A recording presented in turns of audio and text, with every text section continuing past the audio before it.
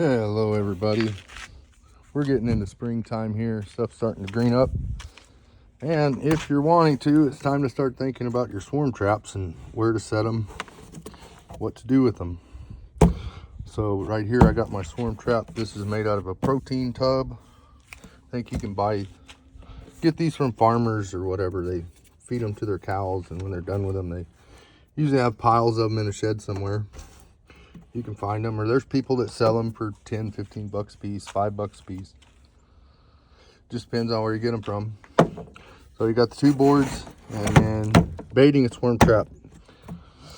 They sell a lot of lures and stuff like that, but the best thing to use is if you can get any just old nasty comb like this. There's beekeepers that just throw the stuff away when it gets to, like this stage, and when it gets like this is really old foundation, and they just chunk it out. You can grab you one and put it in there. A couple different options. You can either do all drawn comb like this, or if you want to, you can come in and put one foundation in, or starter strips work really well. And if you have any comb that's just started to get drawn out like this, is also really good to use. And as far as locations go, we'll talk about that here in a little bit, where to set it. Now with these particular traps, it's best to put them in the shade. You don't want to really put them in the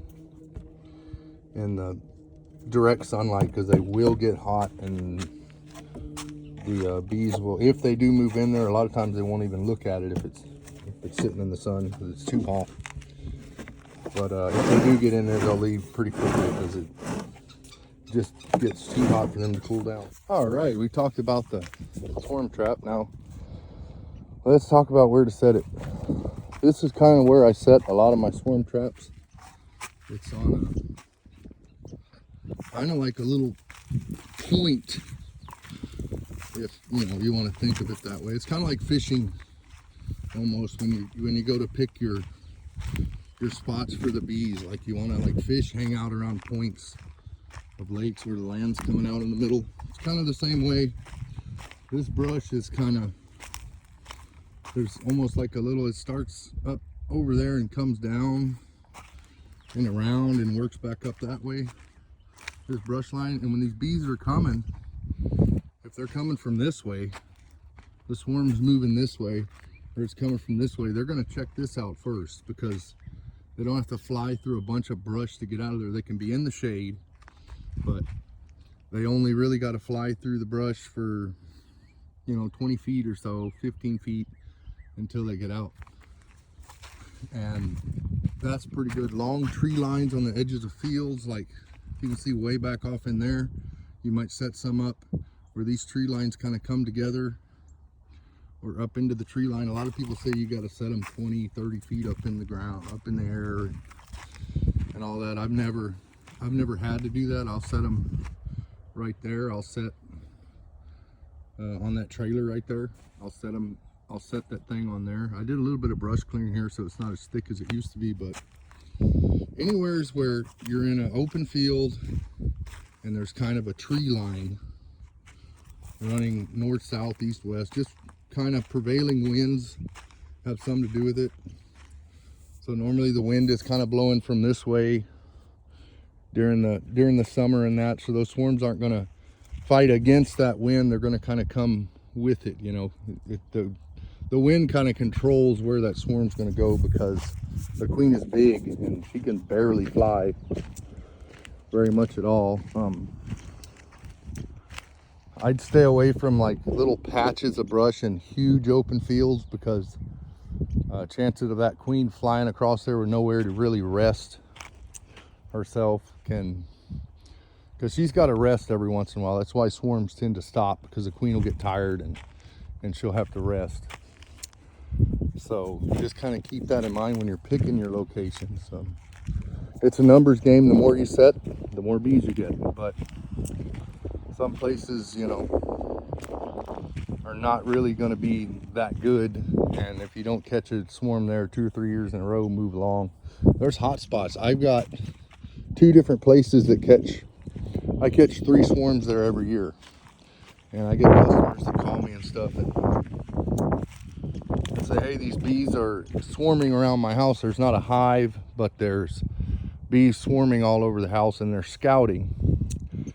And if you can get your bees over, you can go find a good place to set your trap over there while those bees are scouting with old comb in there. Once they really start scouting in any big numbers, 3 to 4 days, you're gonna have a swarm in your trap. And I got a place that does that every single year. So I'll probably try to throw some, I'm just gonna pick random spots on Google Maps, just random fields, and I'd show you where the best spot I would think to put a swarm trap would be. So I'll do that right now. All right, so I got a little map here, and the arrow that I drew is just kind of the, let's say that's the prevailing wind coming from the southeast or whatever your prevailing wind is.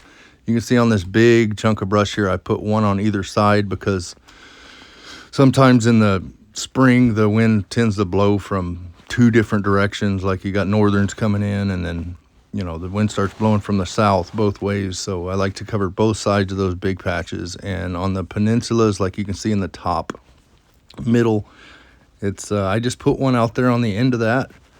That way, either side they're coming from, they're gonna kind of go to that little area right there to check stuff out whenever they're scouting. If it's a known location that has a lot of bees in it, it's usually what I like to pick. Like for some reasons, there's just hot spots, like I was talking about earlier, that they have bees around there in oak trees or something, and for some reason there's just a lot of bees in the area. So if you know of anybody keeping bees in the area, or maybe talk to a removal company and see, you know, what areas they have a lot in, and see if you can get some traps out there. And same goes for your bee yards. For those of y'all trying to, you know, catch accidental swarms on your bee yards, check out the prevailing wind and set your traps up there, and you'll have a little bit better luck catching them.